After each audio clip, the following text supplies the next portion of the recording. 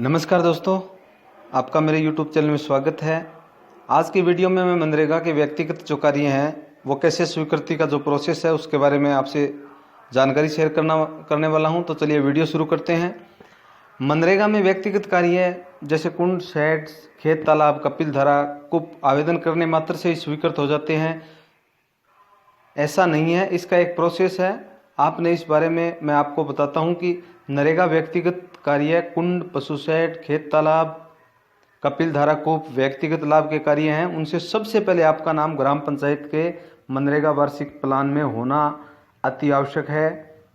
अगर आपका नाम ग्राम पंचायत के वार्षिक प्लान, मनरेगा वार्षिक प्लान में है तो ही आप व्यक्तिगत कार्य के आवेदन की जो प्रक्रिया है वो आगे बढ़ा सकते हैं। अन्यथा आपको सबसे पहले ग्राम पंचायत के वार्षिक प्लान में अपना नाम जुड़वाना होगा, जिसके लिए हर वर्ष 2 अक्टूबर को ग्राम पंचायतों में ग्राम सभा करवाकर अगले वित्तीय वर्ष के लिए मनरेगा वार्षिक प्लान और ग्राम पंचायत सामान्य प्लान तैयार किए जाते हैं।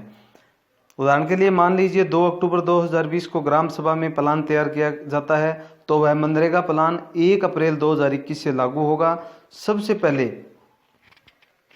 अगर आप 2 अक्टूबर 2020 को अपना नाम जुड़वाते हो मनरेगा प्लान में तो आपको 1 अप्रैल तक का इंतजार करना पड़ेगा और 1 अप्रैल 2021 के बाद ही आप व्यक्तिगत लाभ की जो कार्य हैं उसके लिए आप आवेदन कर सकते हो।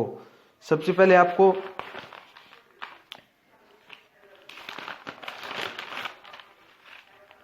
ये काम करना है कि आपको आपके नाम का पता करना है कि आपका नाम मनरेगा योजना के वार्षिक प्लान में है या नहीं है, तो आप प्रोसेस शुरू कर सकते हैं। अन्यथा हर वर्ष 2 अक्टूबर माह में गांधी जयंती के अवसर पर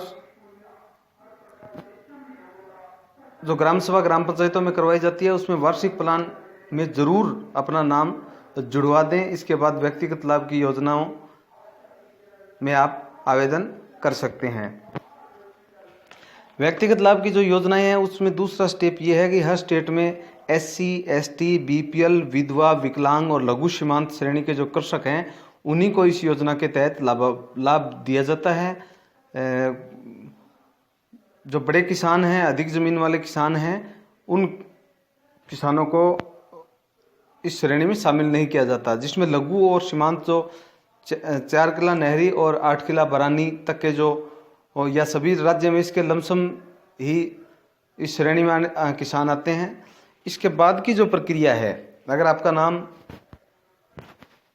ग्राम पंचायत के वार्षिक प्लान में भी है और आप SC, ST, BPL, विधवा, विकलांग या लघु सीमांत की श्रेणी में आप आते हो तो उसके बाद में आप अपना आवेदन पत्र भर सकते हो, जिसमें ये जो व्यक्तिगत लाभ का कार्य है जैसे महात्मा गांधी नरेगा कैटल शेड निर्माण हेतु आवेदन पत्र, जिले का नाम लिख दिया गया है, ऊपर आपकी पासपोर्ट साइज फोटो लगेगी और पशुपालक का नाम, मैं महात्मा गांधी नरेगा योजना अंतर्गत कैटल शेड्स निर्माण योजना का लाभ लेना चाहता हूं, मेरा विवरण निम्नानुसार है।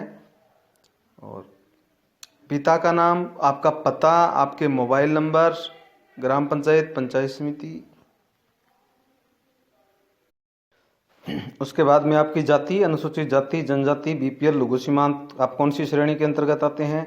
लघु सीमांत कृषक अगर आप हैं तो आपकी भूमि का विवरण भी आपको हेक्टेयर में देना पड़ेगा और बैंक पोस्ट ऑफिस का नाम और आपकी अकाउंट संख्या। उसके बाद में पशुपालक के पास उपलब्ध पशुधन का विवरण। अगर आपने पशु शेड के लिए आवेदन किया तो इसमें विवरण आ जाएगा। अगर आप कुंड के लिए आवेदन कर रहे हैं तो उसमें भूमि का विवरण आपको देना होगा। पशुपालक के पास उपलब्ध जो पशुधन है वो गौवंश कितनी है, भैंस कितनी है, बकरी कितनी है, निर्माण कार्य समय की स्वामित्व वाली भूमि पर किया जाएगा। मनरेगा योजना अंतर्गत समय समय पर जारी किए जाने वाले दिशा निर्देशों की पालना मेरे द्वारा की जाएगी। हस्ताक्षर आवेदनकर्ता और फोटो पहचान पत्र की 6 प्रति, बैंक पोस्ट ऑफिस में जो खाता है उसकी 6 प्रति और कृषि भूमि से संबंधित दस्तावेज। कृषि भूमि से संबंधित दस्तावेज दो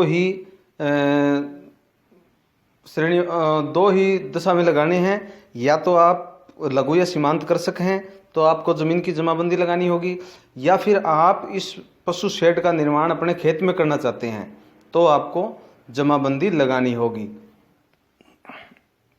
इसके बाद में एक शपथ पत्र है जिसमें शर्तें लिखी हुई है कि मैं योजना के दिशा निर्देश इसका निर्माण करूँगा और मैं इसका उपयोग करूँगा और कभी भी इसको क्षति नहीं पहुँचाऊँगा और मैं इसके लिए पात्रता रखता हूँ। ये एक शपथ पत्र जो नोटरी से प्रमाणित है। उसके बाद में अगर आप के नाम से पट्टा है तो आप उसके अंदर अपने नाम का पट्टा आप लगा सकते हैं। या मान लीजिए आपके पिता के नाम पट्टा है और आप के पिता के 3 वारिस हो आप, और आप लाभ लेना चाहते हो और उस पट्टे के जो हिस्से में आप रह रहे हैं, तो जो आपके 2 वारिस 2 अपने भाई हैं, उनके सहमति के हस्ताक्षर भी आपको करवाने होंगे। और इसके बाद आपके जो जहाँ आपको शेड बनाना है, पशु शेड निर्माण करना है, वहाँ की फ़ोटो, उसके अंदर पशुओं की भी फ़ोटो आनी चाहिए।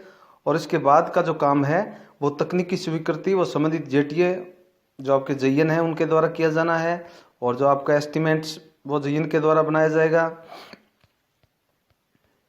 और सबसे बड़ी जो चीज़ है वो है मनरेगा का प्लान। अब ये पृथ्वी सिंह फुसाराम